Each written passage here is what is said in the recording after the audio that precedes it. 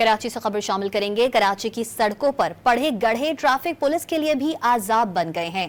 मरम्मती काम ना होने पर ट्रैफिक पुलिस खुद मैदान में उतर आई है।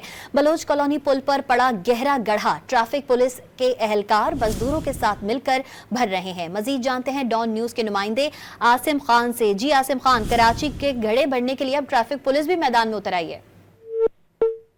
आपको अपडेट करें कराची से, जहां पर सड़कों पर पड़े गड्ढे ट्रैफिक पुलिस के लिए भी अजाब बन गए हैं। मरम्मती काम ना होने पर ट्रैफिक पुलिस भी खुद मैदान में उतर आई है। हमारे साथ हमारे नुमाइंदे आसिम खान मौजूद हैं। जी आसिम खान।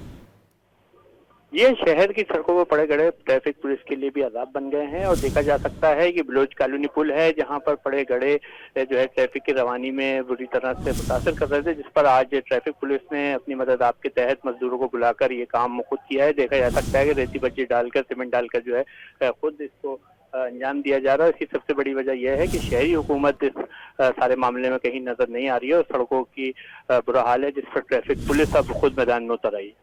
शुक्रिया आसिम खान आपका।